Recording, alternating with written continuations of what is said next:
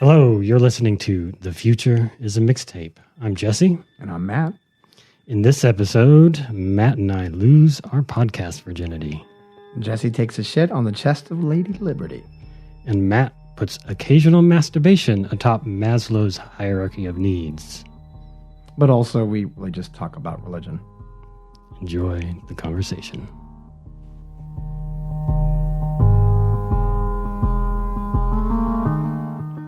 Yeah, but I was just dead. Yeah, no, basically. That's what I thought. For all intents and purposes. That's what I thought would take the place dead. at the workplace. So this podcast would take that, where you would be doing something creative and dynamic, and that was really about concepts and ideas, and it wasn't just like placating students. Well, this is a thing that, this is a good place to start, I think, because being someone who's severely plagued by depression. So people, you often see the sort of, people, you see the imagery of like a cloud over, like a dark cloud over someone's head as the image of depression. For me, it's a super massive black hole. It's a whole other kind of animal. Yeah, I went through a period of clinical depression after my mom's death. They thought it was an anniversary shock. And it basically feels like breathing is hard to do. Oh yeah, that's what people don't. I mean, actually, any energy you use feels like it takes away the energy you just used to produce it. Yeah, I mean, 14 years, 15 years. I mean, it's been with me my whole life, but being in the gravity of this supermassive black hole has lasted, and it's not done with, but it's been 14 years running, right? But this is the thing: is that in the bipolar range, I'm hypomaniac. And when I actually checked on Wikipedia, it's like, oh my god, this is actually who I've been for a long time. But it makes me very productive. I mean, I can do so. I can just do. I just feel more creative than the average person. I just feel more uninhibited than most people, and I have tons and tons of energy where I just can't go to sleep, and that makes my wife nervous. But for me, when I was clinically depressed, I couldn't do anything. So I'm amazed that you're actually creative. Well, I'm professionally depressed. So I haven't killed myself, even though I've threatened to. I haven't really made a serious attempt. There's been slight. There's been like sort of. What do you mean by professional versus clinical? When I'm talking about clinical, I'm talking about clinically depressed. But I've made a like this is my life. My life is built around. Or has been. I hope it. I hope it changes. Well, this is what This is But it's interesting for me on the spectrum of bipolar disorder, where I'm high functioning but hypomaniac. Hypomaniac. It sounds weird when you say hypomaniac, but you are a maniac. I am a maniac. but for me, when I did have the depression I think that you had, where it's just like a black hole, and I think that's exactly what it is. Yeah. It actually. I remember going into my classrooms and I just would play movies because I just couldn't fucking teach. I just had to show up and I just like play a movie in the class because I just simply couldn't. Well, talk. That's like what I was we were talking about earlier before the recording. I was my behavior in the workplace too, like sort of autopilot, and the gravity of the depression has waxes and wanes. Like there are times when it really. There's no other force that can fight it. But then there are other times where, I have some sort of spectrum of mania or whatever that gives me some energy from time to time. But all of this is to say that I have conversations with myself. As we all do, I have this narrative in my head and all these ideas, and over the years, being someone who's hermit, basically because I can't get out of bed. You lose friends, you drift away from folks. I'm not in conversations much, and for a period of time of this length, you drift away from access to discourse, I guess. So it's like I read and whatever, but I found like a lifeline for me, probably one of the lifelines, not to give you all the credit, but is the conversations we would have. Like when we would get together, go see a show or something. It's like, I was like, fuck, that's what I want to do all the fucking time. Well, I was always saying, that conversation was more interesting than the show. Yeah. That's exactly. When I was talking to you at the coffee shop, it's like, I was like, why? What was the music? Like, Well, that's why you say, you're a fucking music nerd. So it's like, whatever band you want to go see, I don't care. Exactly. I just want to go and talk about exactly how the world should be different. exactly. And So so and so that's part of why I want to do this, right? Mm-hmm. So part of why I like brought this idea to you to like, let's dive in and do that. It creates an organizing we're fucking principle. 40. We got ideas, and we got. I don't think I'm getting any younger. You No, might be. no. Your not- lungs might be getting younger than mine. So we'll just get into it here. So I we think. should talk about the poison pyramid. Well, okay. Well, let within- me get there. Okay. So we've been talking about this stuff. So we've had some terms attached to this and stuff. One of the things that and this sort of my role in discussions often is like referee. Like, let's put these in the order so the other folks can follow. Referee the energy. Yeah, Well, provide high context. marshal it for the most impact. I Yeah, hope. sure. So, in these conversations that we'd have, right? Mm-hmm. And I would have similar sorts of conversations with people I didn't know as well. Like my office at my day job is this kind of place. People know this, like as I've been there in this job for nearly a decade, like 9 years now. And the folks who've been there know me, and they know that I'm a person who's got some ideas that are off of most people's maps, but are sensible. And people often find themselves in my office for 30, 40 minutes, an hour, like talking about real shit. And so that's nice. It's tempered a little bit. And it's not like what we can do after a concert or something. Because the knowledge parity isn't there. Exactly. It's little Padawans. Well, coming usually, in. exactly. It's Padawans coming in. Right. It's usually I'm blowing minds. Like, this shouldn't be mind blowing shit. Exactly. This is like when everybody. Well, I mean, we can talk. I'm not about, always blowing minds, Yeah, but I'm giving. I often find myself in those situations giving words to things that other people are feeling. Well, and they just it's just this constant shock about this inability to engage in the symbolic world. I mean, you'd think that would be the default setting when you would go to the university. That there'd be this sense of critical inquiry and like self-awareness. Bigger ideas. Like what are big ideas? But I think the domain of big ideas in the culture is really about like how do I make $1 billion?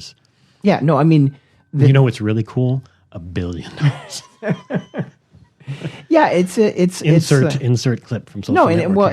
I think when we went to college back in the late 90s. late 98, 99, when Gen we were both Xers. the university wasn't a transactional thing. I mean, you had a major, and I don't think people were judged that much for their majors. I mean, it was, but it wasn't.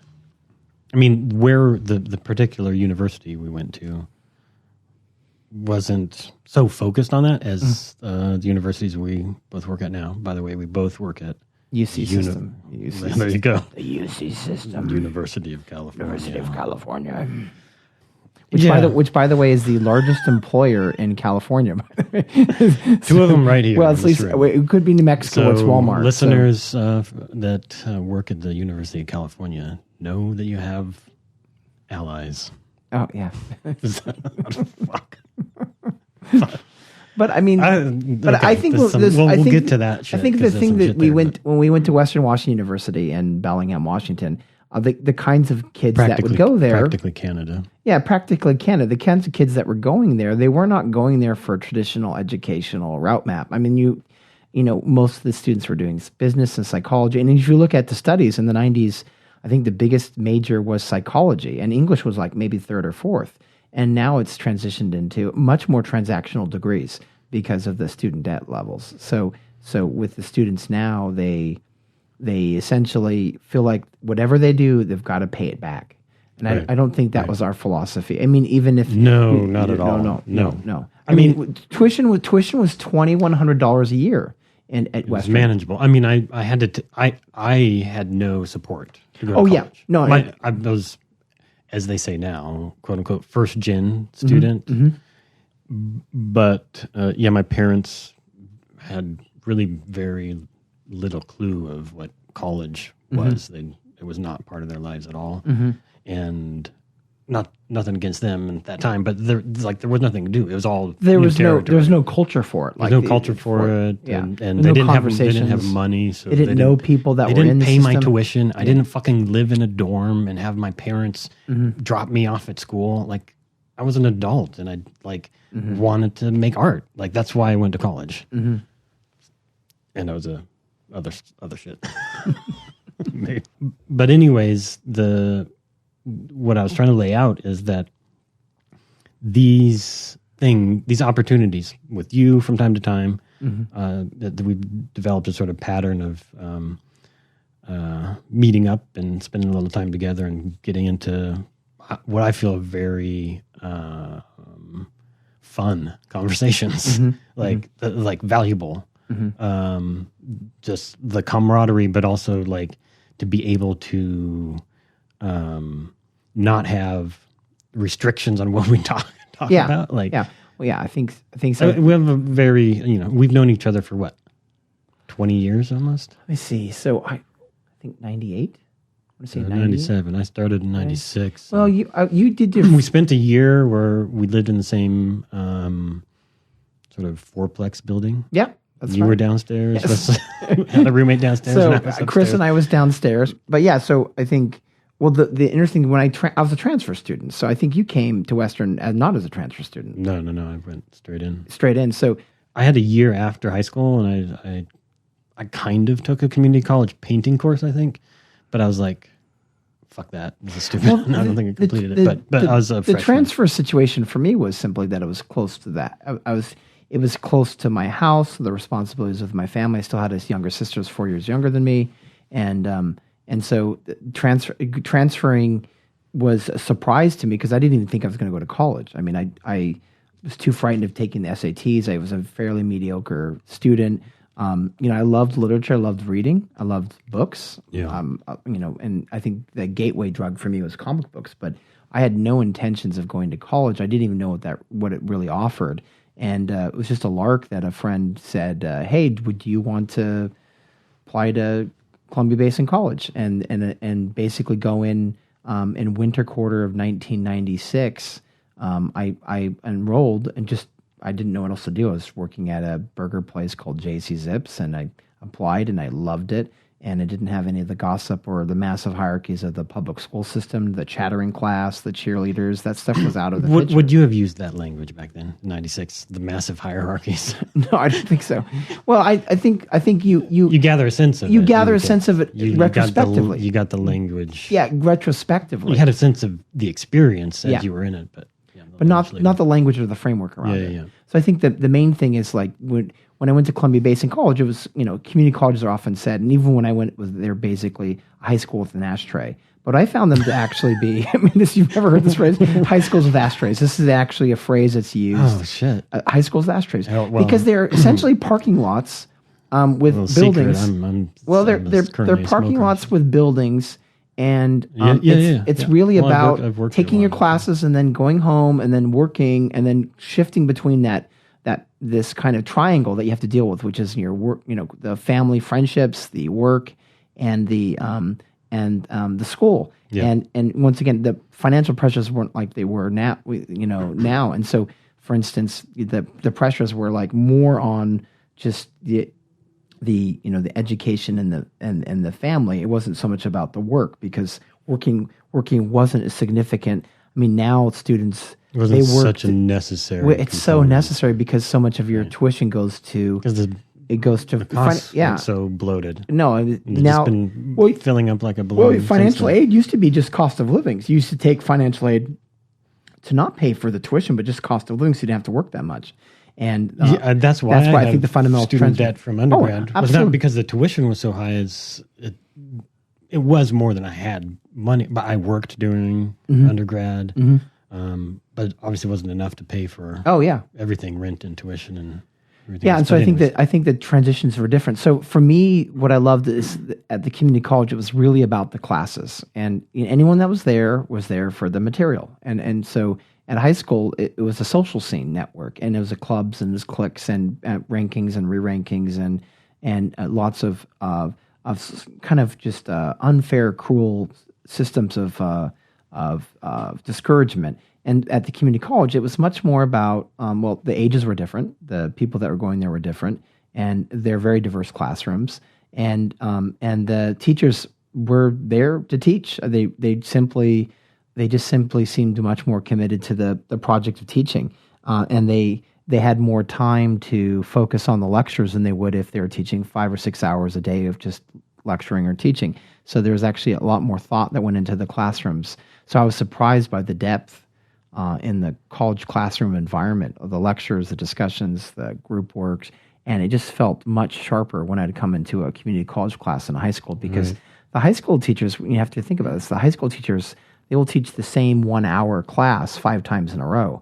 I can't think of anything more soul deadening than that. Whereas with a community college instructor, they have a flexibility. They're teaching different courses. They're not repeating the same prep material. And so there was a kind of an edge to the discussions that weren't just about, for instance, filling out paperwork. There was less busy work. So it transitioned to deeply conceptual work. And it wasn't just filling out packets. I remember taking a class for psychology or social psychology with a teacher at Kamaikan High School, and we just filled out these packets. We're just like filling in the empty blocks of these packets. Whereas I think when I went to community college, there was deeper conceptual thing. Yeah, it was deeper conceptual work. You were actually really discussing ideas, and you were really having these kind of open-ended conversations that were about the material. Right. Well, that's a good. So to get us back to off of this tangent and back to where we were going, this road we were going down, deeper discussions and bigger ideas. Right?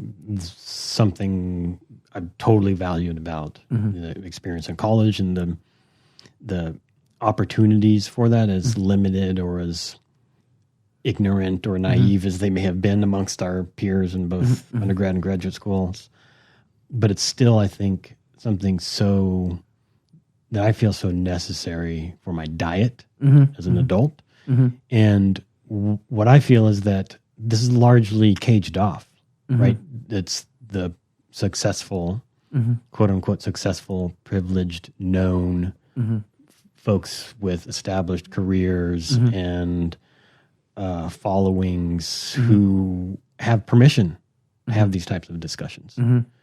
And they're not the only ones who should be able to do this. Yes. Like, we shouldn't quarantine ideas from local, geographic, physical. And one of the things I really appreciated, or that I remember fondly from some of our conversations over the years, which tended to be after a concert, see some show and then hang out for a few hours after and discuss, were other folks coming in the discussions and how their faces would light up and really were drawn to the sort of stuff we were talking about, right? Because I feel like people are, and I see this too when people come into my office at my day job. Hungry. They're hungry. They're spiritually hungry for ideas. Like, you don't need to be a best-selling author to have permission to talk about big ideas in the world and what's wrong with it, how to fix it, and what it should look like in the future. I think Jeremy Corbyn talks about this quite well. In the Labour Party, when he gives speeches, he talks about how really the most fantastic ideas come from organic intellectuals, from people that are actually in the muck of society. And I'm a poor working class person. Yeah, I am trapped. I am trapped by the physical limitations of my job and my income. Yeah. And the real great ideas come from people that have to participate in the imaginary consciousness of themselves. You're yet to publish your best-selling novel, but that may come at some point. But that shouldn't prevent you. You shouldn't have to wait for that to happen to have permission to. I think so. I think that share ideas. I think the idea is like, when you know something, it's because of the limitations of the physical world. It's like, for instance, when you talk about, when I took poetry classes, what was interesting is, Robert Frost said, you need rules for a poem because it's like, if you don't have rules for a poem, it's like playing tennis without a net. Now, of course, that's not completely true because there's all the lines around the tennis court besides the net. But what happens is the limitations create the creativity.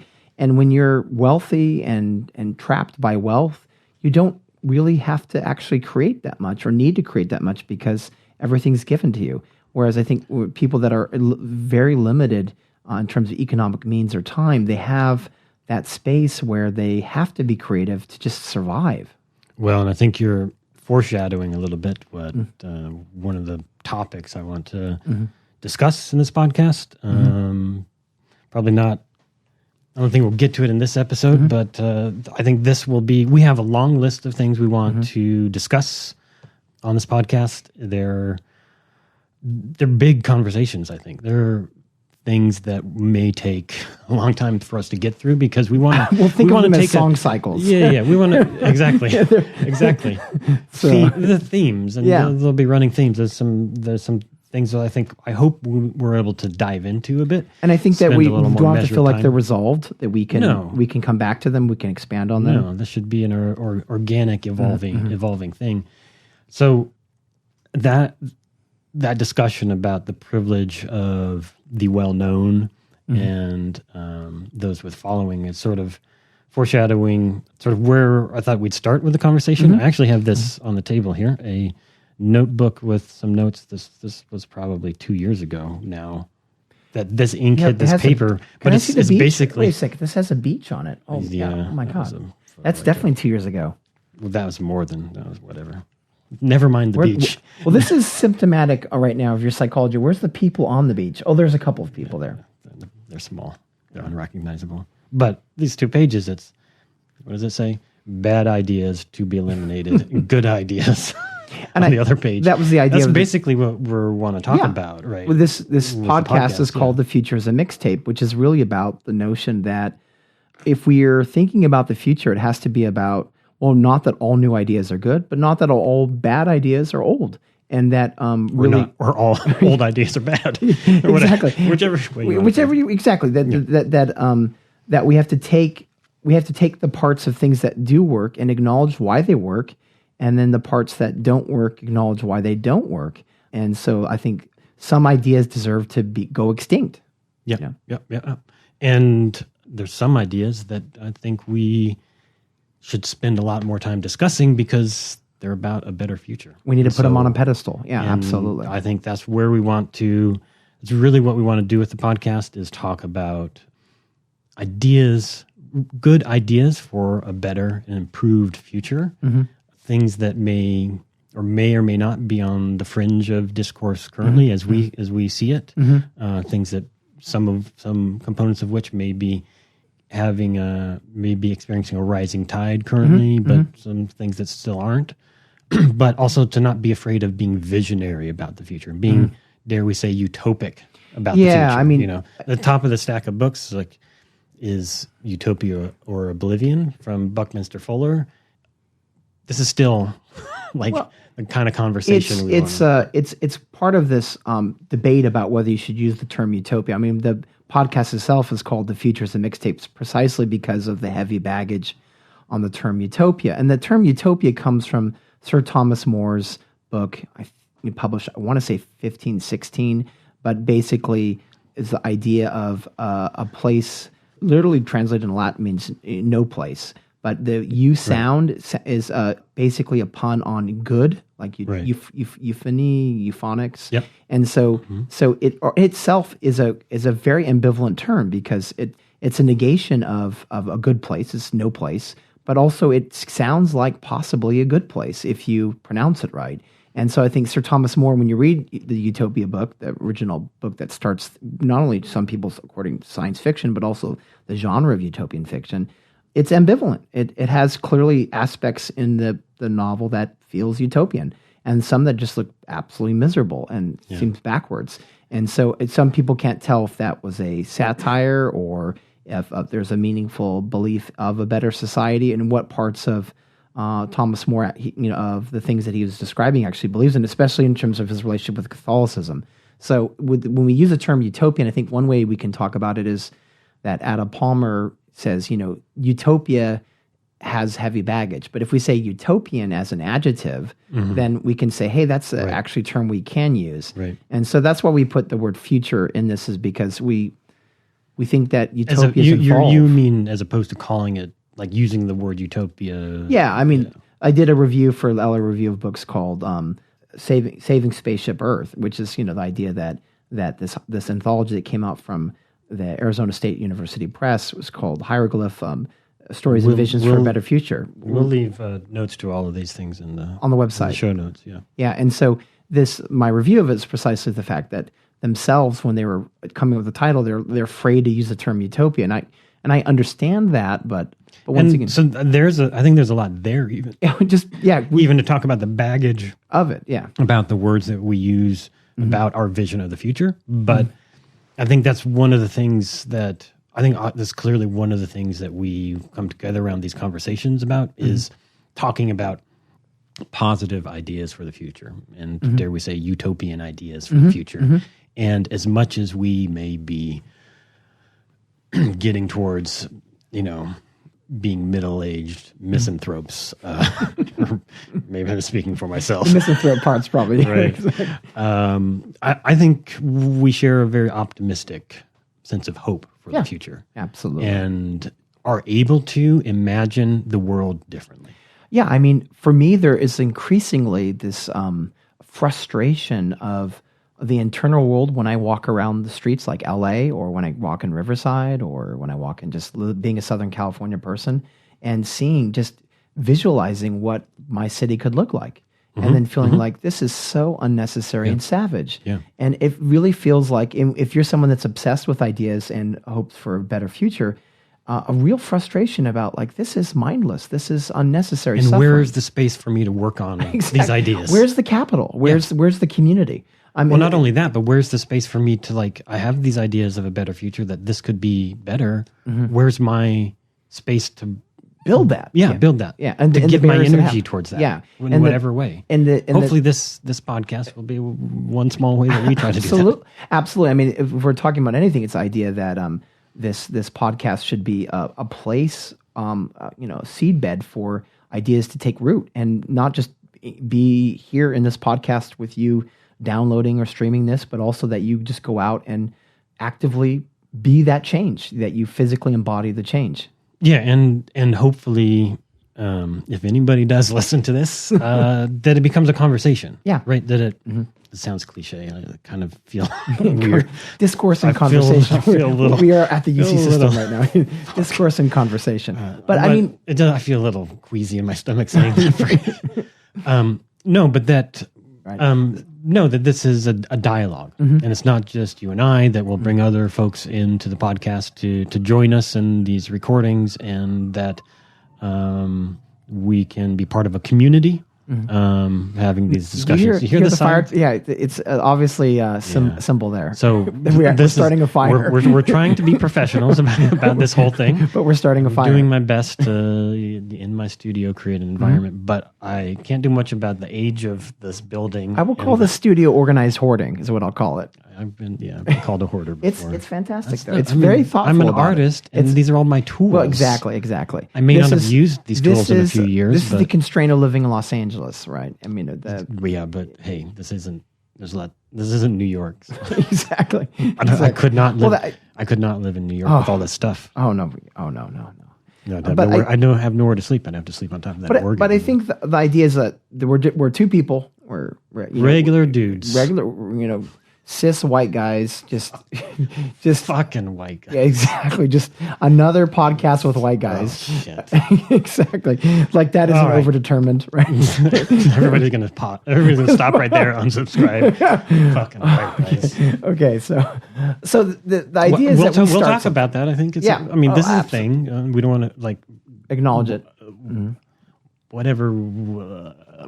White guilt and white privilege and stuff. We'll talk about this stuff. So the prompt for us for this podcast is that we didn't want to use the term utopian. We didn't want to say the future as some flat-handed vague thing. We wanted to say, well, it involves a mixtape that we'll all make together. And as a title for essay that I do or don't know if I'm going to publish. But was a you may be able to find online. We may link to it. Exactly.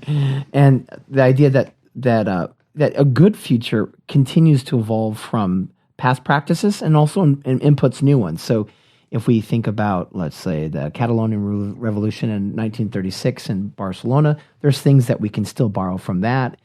There's new versions of co-ops like Alvarado Bakery in San Jose that functions very much like a miniature version of what was going on in Barcelona in 36. There's those practices too. And there's also just the technological shapes and forms that are happening in Silicon Valley where we can take some of those things and use them again to reimagine the future. Right. There's a lot of moving parts out there. There's a lot of things to inform what should and should not be on this mixtape that is the future. That mixtape that is the future.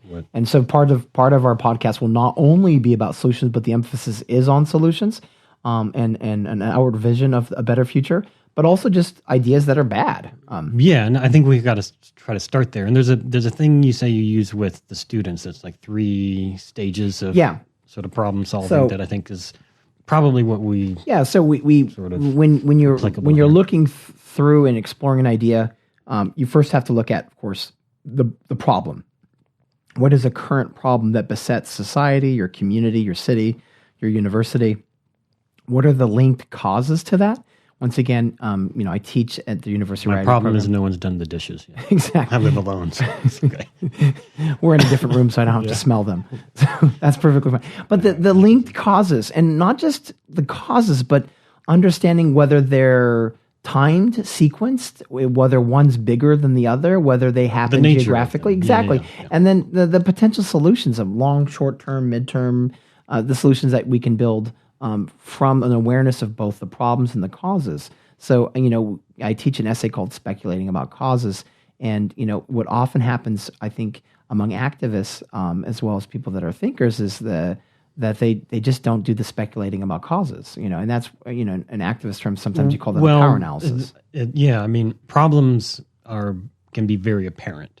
So problems can present themselves pretty clearly. The uncovering the causes in all the layers and shapes and forms that those take is difficult. And imagining solutions is really, really hard. Yeah, and it's a constant refrain that we see. So we were discussing recently, and we'll probably spend some more time in the future discussing Adam Curtis's film HyperNormalization, and his sort of postscript to the film is the left. He named specifically, and I agree here. I think we probably both agree here, but that there's no vision for the future. The left is exhausted. Where is the vision for the future? Left is exhausted. He's intellectually, spiritually exhausted. And access to health insurance, access to jobs, and whatever the fuck is allowed to go on the news, that's not a vision for the future. And I think as I see it, the way that I think we both came to agreement and disagreement with Adam Curtis is he doesn't create kind of a double-fold vision of that, which is, number one, within the professional left, within the established culture of the Democratic Party, there is no vision. They have no fundamental vision. But within activist communities, within intellectuals or writers, and within community organizing, there is actually visions of the future. And the left does have them. And so that podcast is about that. And amongst invisible and unknown folks. Yeah. I think it would be good.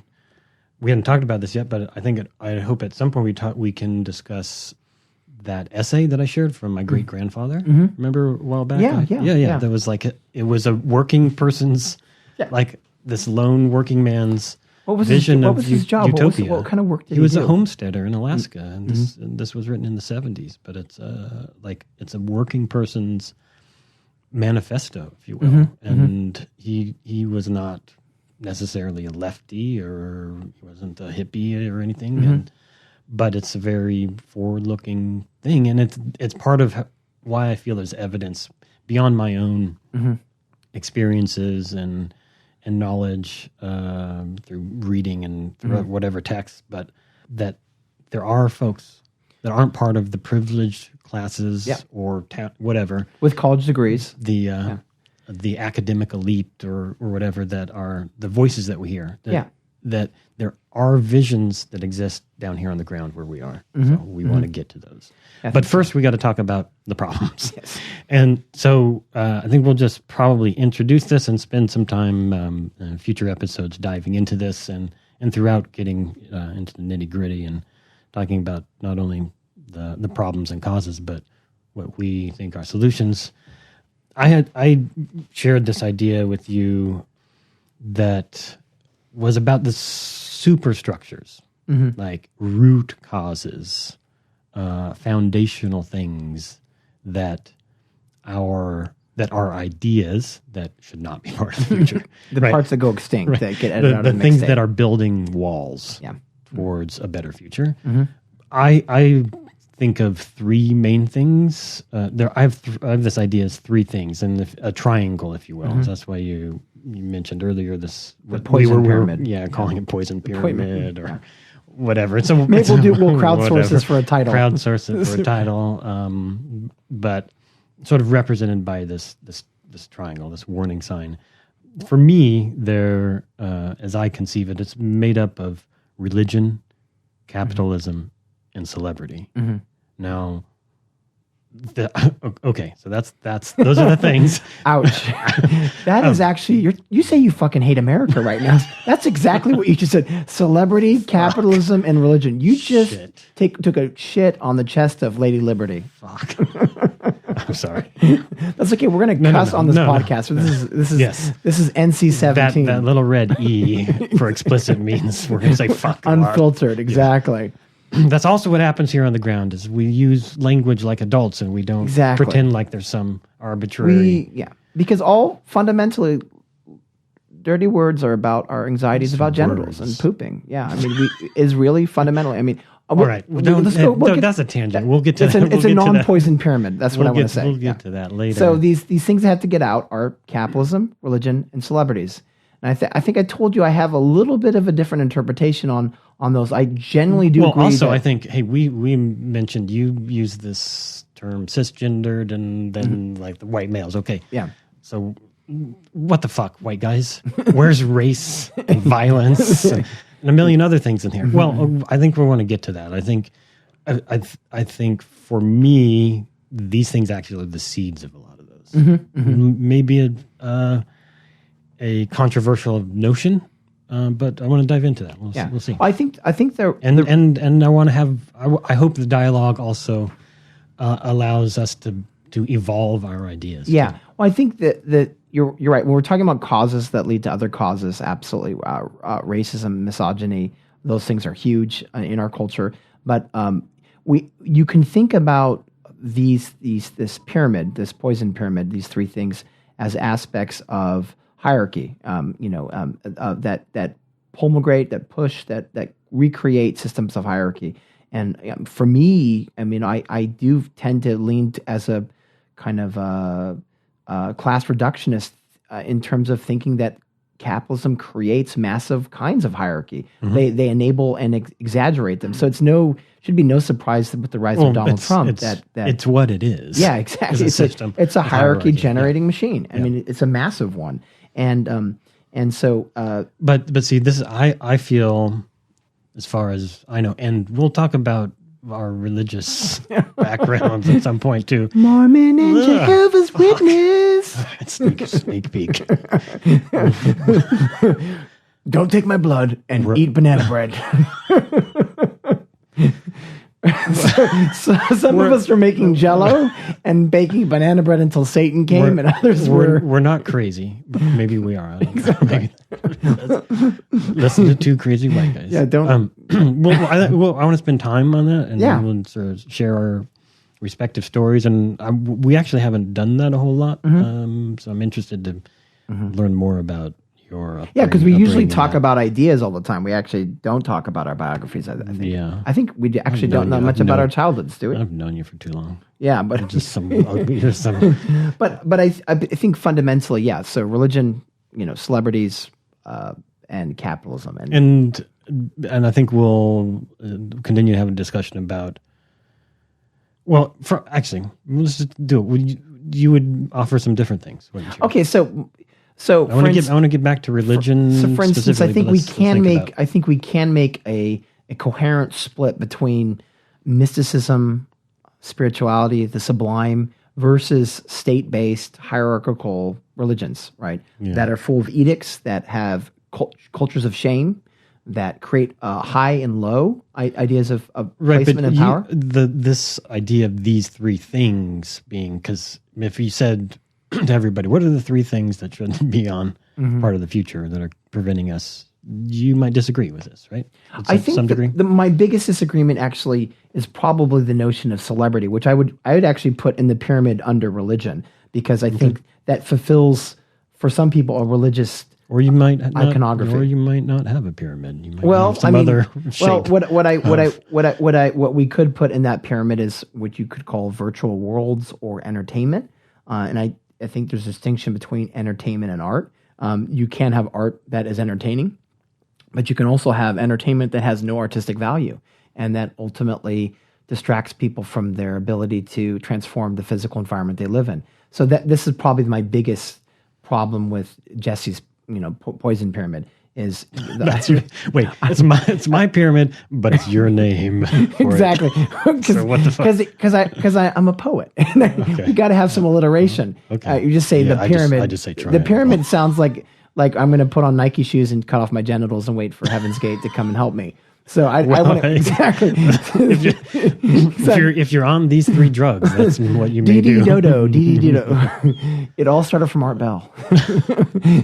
There's an asteroid coming. So I think fundamentally, so to me, it's the notion of that we're making a conscious decision to escape into virtual worlds that aren't actually allowing us to confront the emergency of the now. Martin Luther King used a phrase, if you want to get people activated, you have to actually make a pitch to what's called the emergency of now. That this time is the time that we have to do something, that we cannot wait, and we have to organize and make a podcast today. Let's put a target afterwards. I got the perfect socks to cover this mic to make my voice sexier and deeper. So let's do that.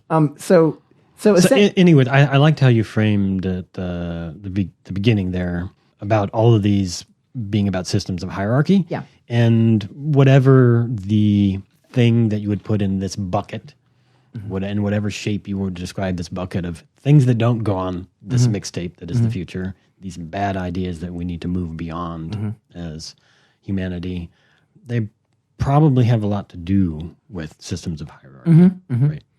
Illegitimate. But I think for me, what's significant is that these are root cause things. These are the things that give rise to all specific problems, and we'll probably spend tons of time on all kinds of specific problems. But I think this framing in this way, is so foreign in the public discourse, like the way that you get news and that any discussion happens, doesn't absolutely get to both high end and low end in terms of knowledge base. So yeah, I think we could talk about the high end and low end. Many of these problems are just circling around the newspapers, exactly, and they're not organized. And the opposite problem is this fiercely egalitarian notion that these things are all problems in the academic environment and that they're intersectional. And of course, my problem with the notion intersectional is, well, what do you do with these things once they are intersectional? Don't you actually ultimately have to evaluate their effects or causes? What's bigger or larger? Because, if you have two wounds on your body, are you going to go for the one that's closer to the artery? Or are you going to say that they're all equally intersectional? I mean, that's the problem with the notion of intersectional university is it's wanting to be egalitarian, it's wanting to be socialist in its critique, but ultimately it's not looking at, this arm is going to fall off if I don't do this. And I think a lot of the discourse that I hear about big problems tends to be at that level. Yes. It's not about getting to a discourse about the underlying structures. And largely, I think in these things, I feel that's largely probably because they're so entrenched, obviously invisible sometimes, but for some of them even taboo. right? So like religion is sort of this gated off thing, Yes. right? It is what Bill it's O'Reilly considered called the secular progressives. The secular progressives, SPs. He would put that as an What? acronym. Well, that You was call Bill. us that? I'm talking about the former worker of Fox News, former employee the of rape, Fox the News. rape den. That's what. Is that what the show was called? No, Fox News. I I'm can't now say that I calling watched the it very much. Rape den news. Raped in news. Yeah, because every Sorry. week there's another person that was, sexually harassing a woman, and that these allegations are mounting literally, every week. There's the person that replaced Roger Ailes also now has allegations of sexual harassment. So for me, he used the phrase secular progressives, and for secular progressives, using Bill O'Reilly's goofy phrase, they think that all religions are wonderful and that that we should respect them and basically, tolerate them. The left thinks like progressives, not that it's In Bill go on, O'Reilly's I term, interrupted. You were saying but in Bill O'Reilly's term, that for him there's clearly a difference between Islam and Christianity, right? And that the ranking of value is different for them. Well, there's some differences. Yeah. As far as I know. And for him, there's a preference that Christianity illuminates and provides sanctity and ethics and Right, and compassion. I think you're and the getting other- into some specifics about like the problem. Fuck me again, and this stupid words that make me queasy. The problematics. troublesome. Fuck. Is that the new word we're using now? Did I go to troublesome. college? Did I go to college or something? Problematics. Yeah, in religion, right? That there's everybody's right. Every Yes. one of them Yeah. is the sole bearer of the one truth, Yes. right? When we get to talk about It's the kinda cult like- that I grew up in, it's Well, pretty it's like pronounced. this religious guru that came on Oprah back in the 80s that said, I believe it's all a ladder to God. That whatever faith you pick, it's all. Well, ladder so to here's God. the thing. This is, I think, why for me this is one of the bedrock things that needs to be in the dustbin of humanity's past is that religion is the ladder to oblivion. Like this. Expound, please. Religion is leading us off the cliff. Like the inevitable conclusion. And I think they state this too. Like this is the wish of religions. The rapture. Yeah. Armageddon. The end of this world so that you can move on to some The end mystical. of the earth, the apocalypse, the Armageddon, the Ragnarok. Right. I mean, the religions So- have this idea that it's the final physical manifestation of the earth is its destruction. Right. That's Right. horrible. Right. So anyway, there's that, but and that's certainly a thing. The narrative that these stories, these thousands-year-old stories, tell is one of the end, like getting to the end and how you avoid that inevitable end and get to some magical place. I think for us, the earth is a slingshot.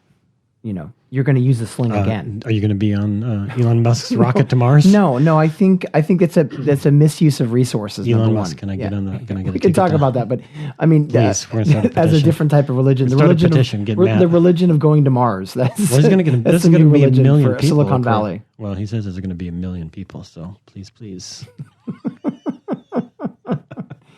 Yeah, I mean, Kim Stanley Robinson has a great article on this. We can probably tag this later on our website, but that we only have one Earth, and if we're to worship anything, it's any religion that we should involve should be at respect of not trying to kill the planet, and is the religions that are currently taking over the world or having its claws in rational thought is that become the reasoning behind all kinds of violent conflicts.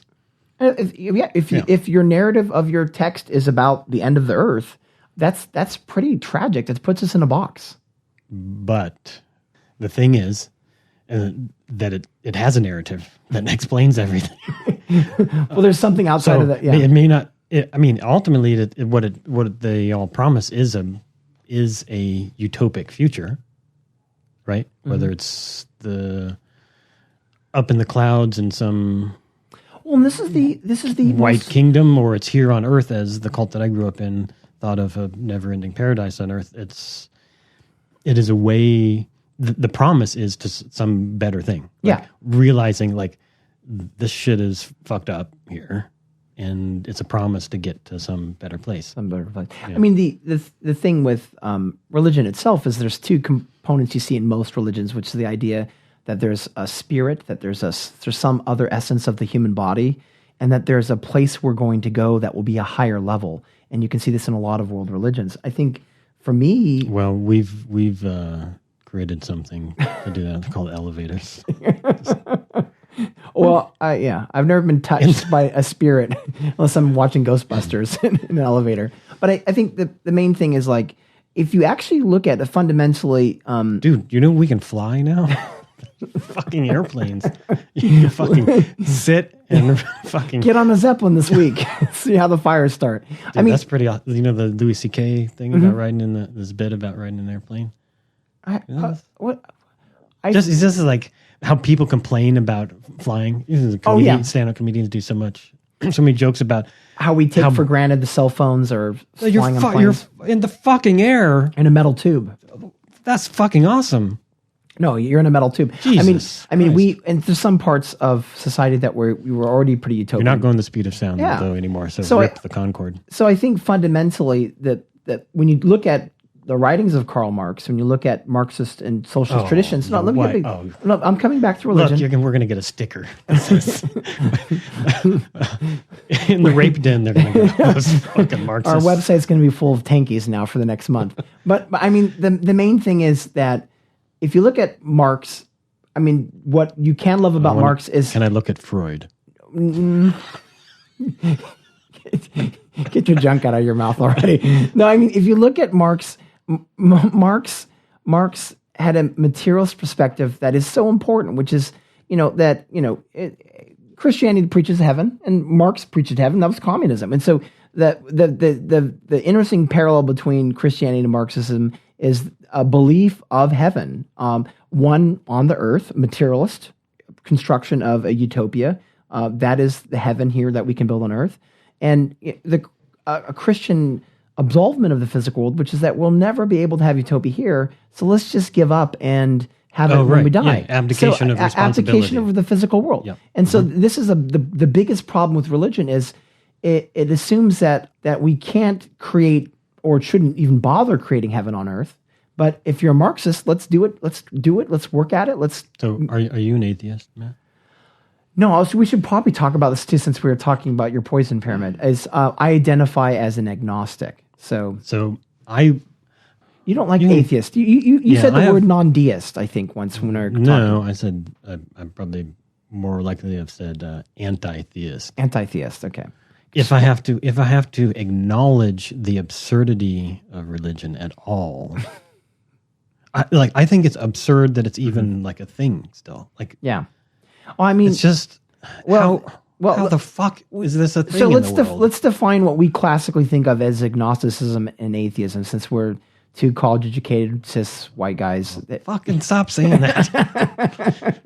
but okay. So for me, the idea of an agnostic is, and it's not even a good term in itself, because if I said, I'm part of the question mark society, which for me is that there's no fundamental certainty with anything. But all of us that value reason are that's the whole that's why you have trust in the scientific process. And Richard Dawkins, because we don't know and Richard Dawkins himself, all the answers probably the most famous atheist, says, look, I'm not 100% atheist because I don't have 100% certainty.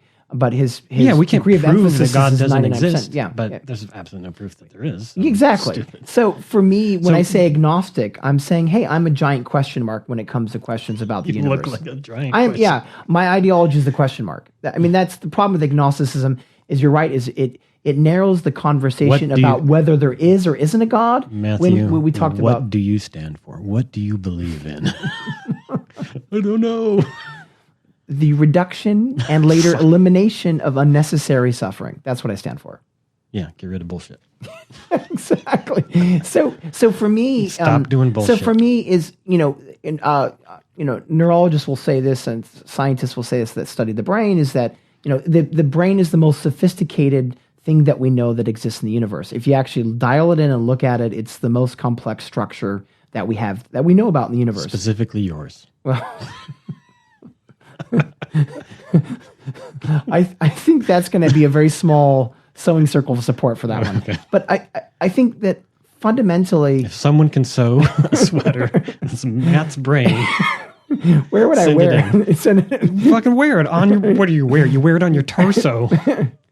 So I think or a hat. I think knit a hat with his brain. Yeah, I think that's the thing, is that fundamentally, as powerful and mysterious and amazing as the brain is, it's not big enough to ask or answer any of those questions. So fundamentally, the scientific method, fundamentally, our ability to. Yeah, well, I think we got to leave that. The potential for AI, exactly. The potential for AI is part of that. So it is that science can build better nets. And what I think the difference between the scientific method and religion is that if you're the religion will tell you it's at the bottom of the ocean, and the scientists will be making the nets to try to get what's under that ocean. And right now the nets are too small. Right. But that's a good analogy. But I think so. I think fundamentally I follow that. But the scientists are and will create bigger nets. Yeah, we don't. And AI will create the biggest. So there's a couple of things that you mentioned: Richard Dawkins and neuroscientists or scientists of some sort. So I think it's obligatory to mention at this point that the Four Horsemen, and for those who want more to dive deeper into questions about atheism and neo-atheists, the new neo. Well, what are they called? What? I've heard neo-atheist is the term I've heard. New atheist is the term that's you hear? Is Keanu Reeves one of the Four Horsemen? No, so the neo means new atheists, as they're been referred to in the past 15 years or so. The most prominent of whom had gathered in the home of Christopher Hitchens in 2007 and had a conversation, did a recording, and called it the Four Horsemen of Atheism. And anyways, they're four, again, white guys. But the timing is interesting because this comes after 9/11. I mean, right? I mean, fundamentally. Well, right. This is why Sam Harris wrote, Sam Harris's book, The End of Faith, wouldn't have happened without 9/11. I mean, it's about Islam and stuff, largely. So these four guys are Christopher Hitchens, Daniel Dennett, Richard Dawkins, and Sam Harris, all of which have written and published pretty successful books about atheism and have really strong arguments, and have many of them are or were folks who would debate. Oh, and I think it's important to remember they were the big highlights, the big people up there on stage talking about atheism. When you're doing college tours, you'd get one of the Four Horsemen to come. So go. So the college debate tours.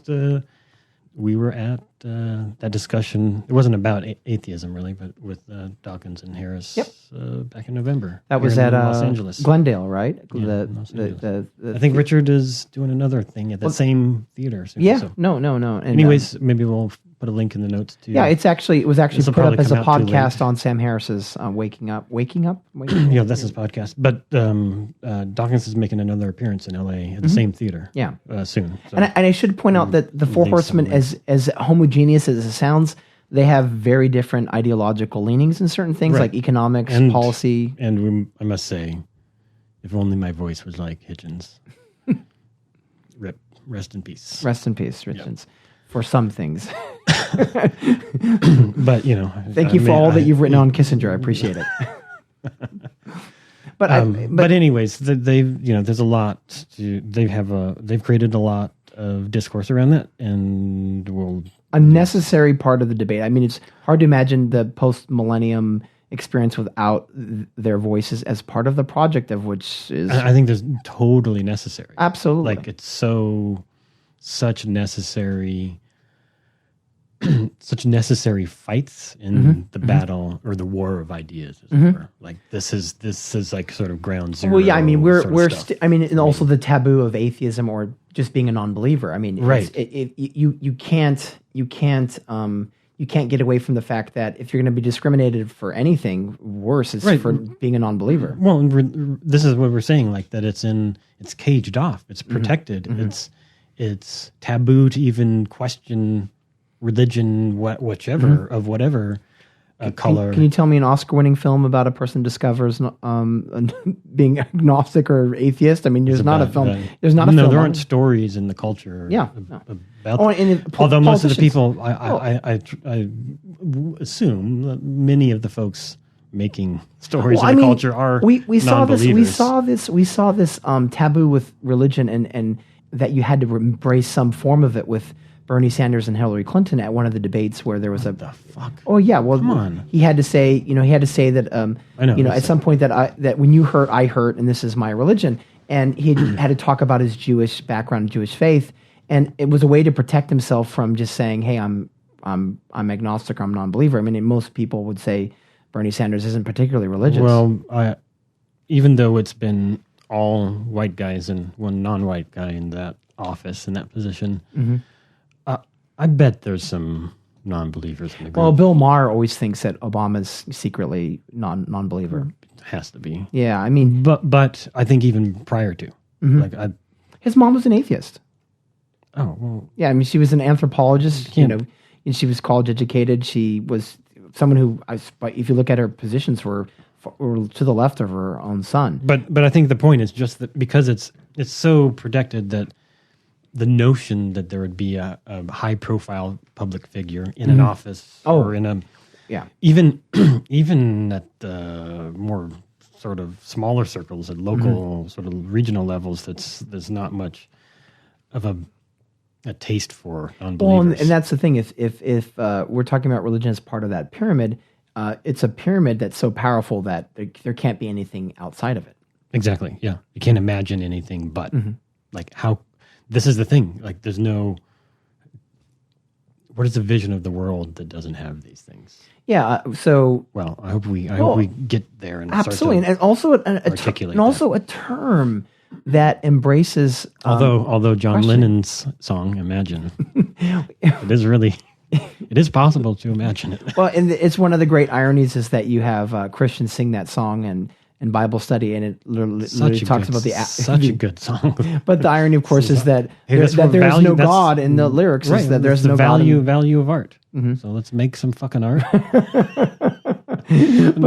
you can calling religion into question. You'll be in Harvest, and you'll hear that song, and you're like, "Oh my God, did you not hear that one line in there?" Wait a second, what did he say? Wait, they don't make an alternate copy like they would of explicit. Well. I was told I had a friend that make radio edits of the song for Christians. I had a friend that taught at a very religious conservative school where he was showing contemporary films, and he heard that there was a Netflix where it cuts out all the dirty words. So it was like a Netflix where you could get the G-rated versions of these R-rated films that would edit them out, so you could, as a good Christian, watch this without well, that's why you mentions about genitals. Network television before 10 p.m. They do that. Again, So we'll get back to that. But to return to the thing about religion as one of these forces that are in this group, I really see religion, and again, this is probably, I have to admit, largely informed my own experiences or colored by, let's say, my own experiences with religion. But nonetheless, I think it's probably borne out through history that religion becomes a seed for all of these emergent systems of oppression. Right? In its core structure lies hierarchy, lies an initial story about hierarchy, right? And an excuse to then accept, use, and employ systems of hierarchy throughout. So I think capitalism really wouldn't be the shape it was without religion, right? many other sort of parts of the world as it is designed wouldn't involve a deference of individual responsibility or power to others, right? I see religion as being born out of a very natural animal urge, right? And the initial cognitive functions of the human mind, like wanting to know. You look up in the sky and how the fuck is all that happening? Yeah. What are those lights up there? What are those noise? Like to try to fill out the circle, complete the circle of explanation for things that you experience in the world. And this is what religion offers by a really stupid con. really blatant con. Well, we explain it all by some magic tricks and magic Santa trick. Claus. Magic tricks and Santa Right? Claus. But in that action, there's a curtailing of your curiosity because you find these questions too difficult to answer. You do not have the data. You do not have the evidence you don't have the tools, as we still don't have the tools to answer some really important as questions. my analogy of the net. Right? Exactly. Going to the ocean. Yeah, we and can't having a catch bigger shit net. all yet because we haven't built a fine enough net. It's a process. So pre-scientific process, right? You still nevertheless have this urge to have a complete picture that explains it all. Why are we here? What is my purpose? We see this. We see this human manifestation for certainty, and it's killed millions, billions. I mean, the desire for certainty is might be at the core crux of it. Is a more developed, compassionate, more complete human being requires the ability to embrace uncertainty. Yeah. And that's, I think, a fundamental thing of becoming a better human being. Yeah. And when you making block fun out of your question mark thing. But that's really meaningful. Like, well, I mean, we think, I mean, we don't know. And that's okay. The anarchist and anthropologist David Graeber said that one of the great things about college is that when you go back to college, you're actually returning back to kindergarten because the questions you were allowed to ask. You're starting over because you're going back to those same questions you had in kindergarten. So the wild curiosity you had as a child that was shut down through religious brainwashing is potentially open back up, right? Depending on the institution of that university, potentially, and what time, and the teachers, and the school, and the major, and the era. Yeah, exactly.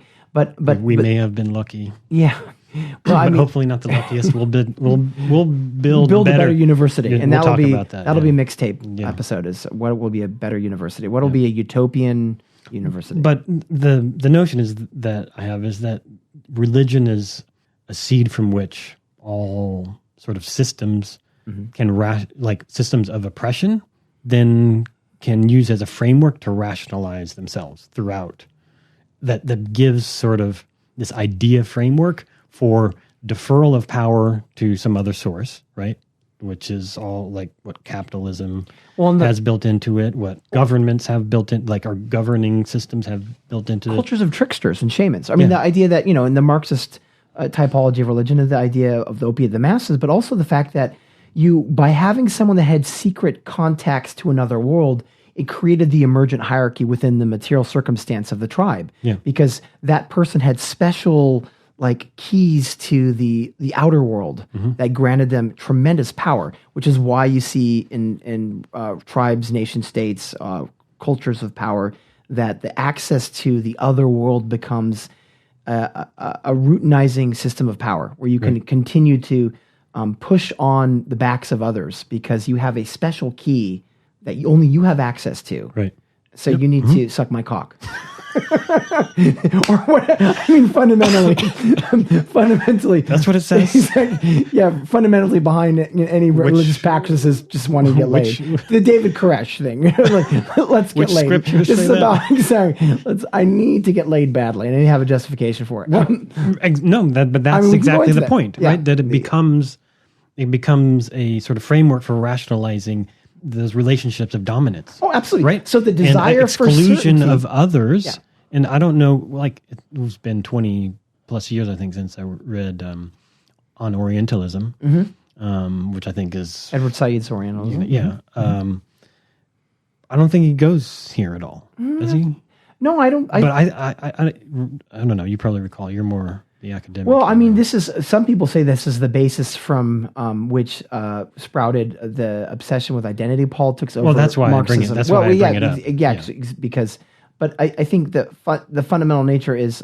It was. I remember it being front and center. Oh yeah, I mean, Western systems of knowledge became a religion that could superimpose itself on other cultures because, once again, they could understand them more than they could understand. But I don't know that he, in his text, from my recollection, correct me if I'm wrong, or correct us, please, that he drew any pattern or recognized any pattern from the structures of religion to the mechanisms of religion to the mechanisms of othering or I think Orientalism. Well, for Said was a Victorian scholar initially. Like I think a lot of people that were Victorian scholars, and so he has a cutoff point. I mean, he's really investigating Western imperialism and its ability to create cultural hegemony through the controls of another culture by documenting, obsessing about it. Like more anthropological. Yeah, I mean, too, right? he has a cutoff date. He's not going to deep origins of human power. I mean, we're talking about fundamental deep origins of human power. We're talking about we're going to change the name of the podcast. Exactly. Deep origins of human power. Exactly. It's going to be a sexy cover. This is going to be a motivational podcast. Yeah, but a sucking podcast. But I think fundamentally what we're talking about is the desire for certainty entails the development of a hierarchy, because if someone can create and control, monopolize the explanations, like a shaman, a tribal warrior. But I think we pretty much, both of us pretty much agree about this, right? About origins of whether hierarchy? or not you call but about religion as being tied to them somehow, right? Oh, whether or not you would say they're like the seed from which they sprout, as I might try to argue.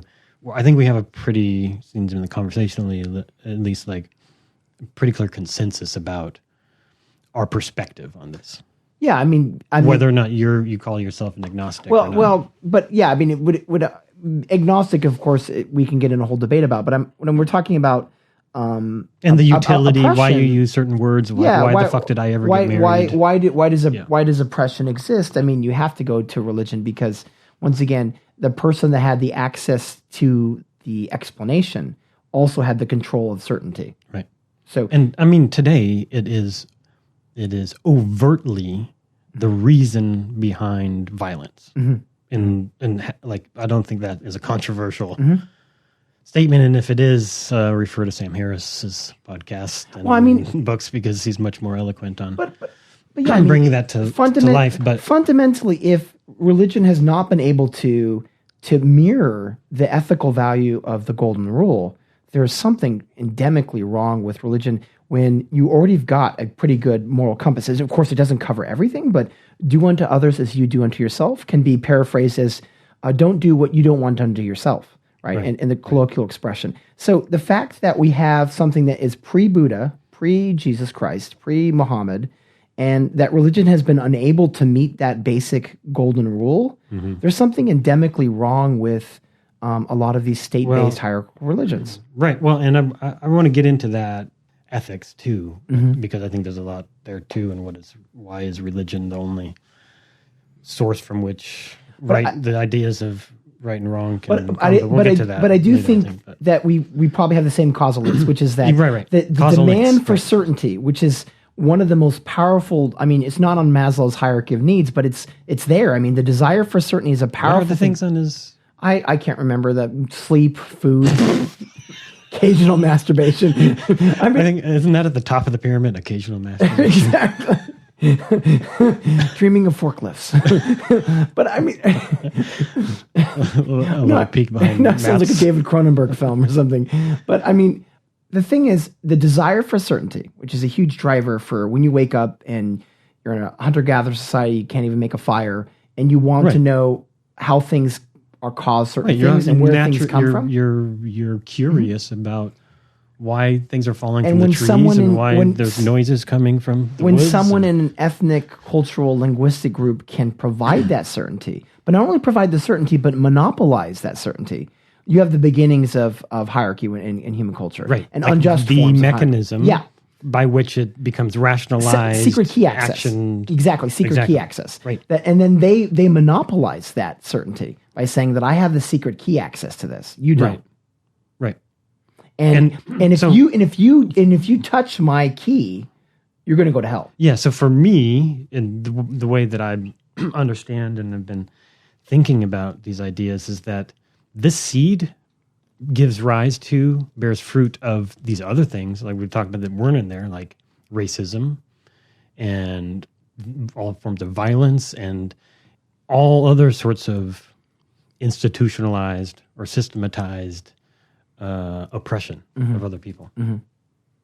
Yeah, no, I think we're on the same page. Debate. Let us know. But I think this is the thing where we tie into is that religions essentially don't have to be authoritarian or hierarchical if they're if they're arranged in a way where they don't demand certainty and they don't quarantine others from asking deeper questions. Now often, and this is why we defer to the Four Horsemen, as it were, about these other sort of top level discussions about religion, which are like totalizing monotheistic ideas. Yeah, but it does good in the world, and but how would people know what is right and wrong without religion? And but it doesn't serve a social purpose, and these are blah blah blah. These are all of these things, all these rationalizations that none of which have a real they end up becoming reason behind them. Well, they fundamentally end up becoming these gophers that keep popping up in your backyard, but you can't put them down. But for a lot of folks, and I think even those folks that are what was the term you used? The SPs, secular progressives. Secular progressives From Bill O'Reilly. I think part of why it doesn't even occur to them to like question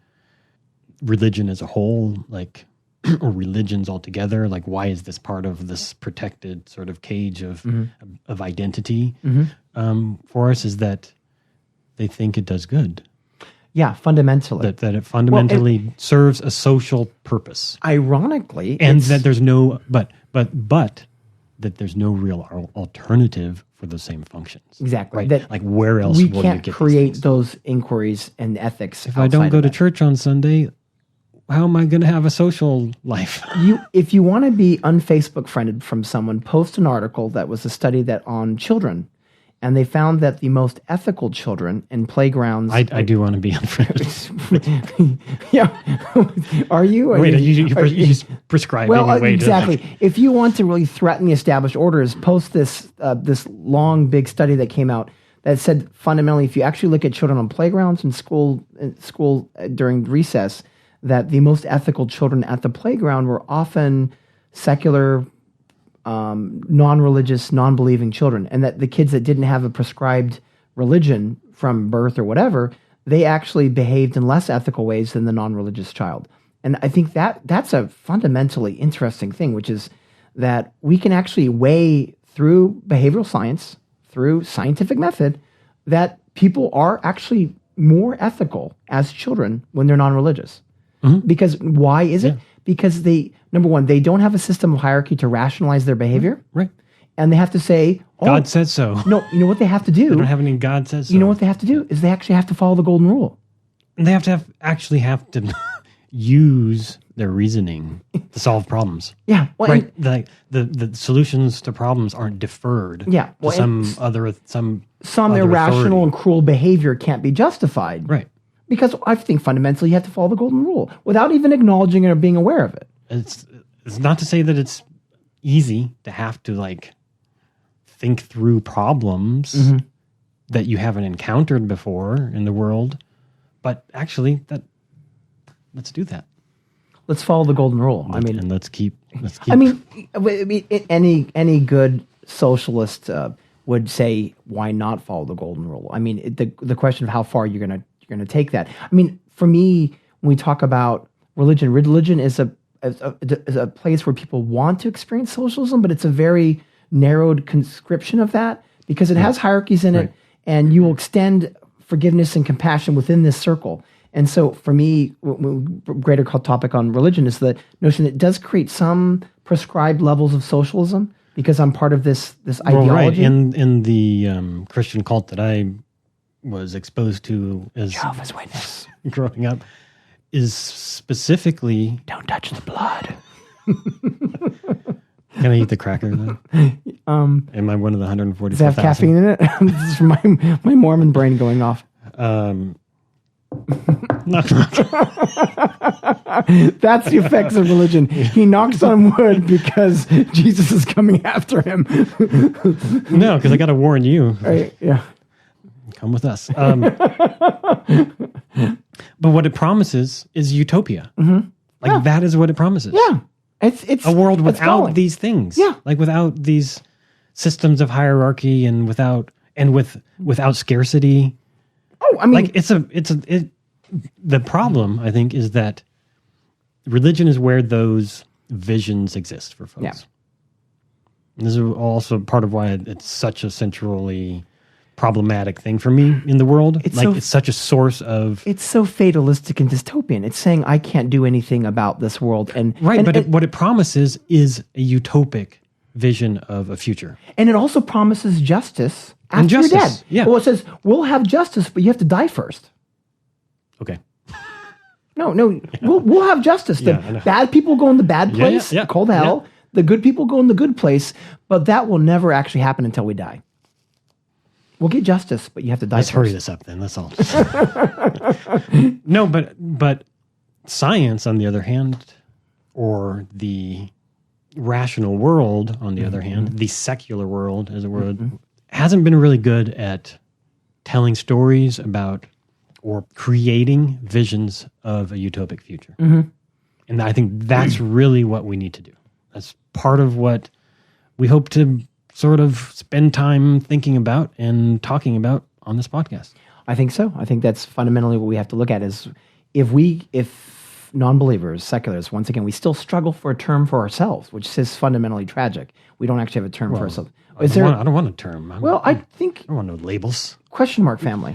The family. Well, we'll get into that too, like the systems for persuasion and all the practical tactical stuff. I think the thing how do we is, get from today where we can't even like talk about these things to a future where we've solved these problems. we do have temporary, ephemeral feelings of utopia in our lives. We experience them. They're very brief, right? But they're in ways that we don't think about them, which is that they're often egalitarian social relations. Right. They're at parties or events. Right.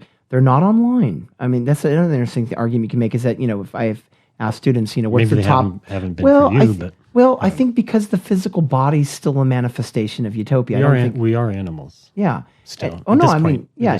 And so the idea is if this podcast can create a space for developing notions of heaven in the physical material world that is right now dying. I mean, we have a freak show going on, which is the Earth, and it's got a fever, and we're the virus, and it wants to burn us off. And it will. It fundamentally will if we don't physically build this heaven on the earth that I think secularists, progressives, non-believers have to organize and envision so that we can say, hey, well, okay, heaven or not, let's just, we like it so much, let's work on it here. Why not just just pretend that maybe there isn't heaven. Maybe this is the one shot. And often people say that they're secretly Christian because I'll think I'm secretly Christian just in case I don't go to hell. But what if the converse of that is like, if you're a secularist, what if there is no heaven? This might be the only shot you got. I think it feels so empowering to think of this as the place where we can do that. Like not some limbo. Rapture, not some limbo, not some like burn it all down, but like we can. That this actually can be a place that can do this, where we can get rid of unnecessary, suffering. Brutal, haphazard, disorganized suffering. Yeah, we can focus on human flourishing. Yeah, and there's something to be said about that. When we confront my ideology, Jesse's ideologies, your ideologies, we have to ask ourselves that, as a friend once said, that if your ideology blocks human flourishing, it's not the human flourishing that has to stop. It's your ideology. Yep. All right. Thanks so much for joining us. And then We'll think of an outro later. Exactly. Insert outro here. That sounds good. Sounds great. All right. Thank you for listening. If you enjoy the podcast, please subscribe, leave a review, and visit us at thefutureisamixtape.com. What do I want the future to be? I want the future to be more friendly. And I'd also like it to smell better. Christy, you haven't been to Riverside. We have better, stronger, more poignant smells than LA. So I'm a bit insulted. How will the future smell, Matt? Depends how close you are to your toilet after drinking for a long time. We'll just have to see. We have to wait and see. Let's hope the future doesn't involve toilets, but we just have it delivered by air. Is that to prevent me from shitting on the chest of Lady Liberty? Yes. Okay. With our poison pyramid, we are actually shitting on the chest of Lady Liberty. We're attacking the core structures of the American way. Well, that was fun. That was our first podcast. And thank you so much for listening. So this is a newfangled virgin territory. Virgin territory. Vestal doors opening. For both of us. So thanks so much to everyone listening. If you'd like to get in touch with us, you can find us on Twitter at Future Mixtapes, on Facebook at facebook.com/thefutureisamixtape. You can also just shoot us an email. thefutureisamixtape@gmail.com. And we have a newsletter on the website. Yeah, on the website, you all can also sign up for the newsletter.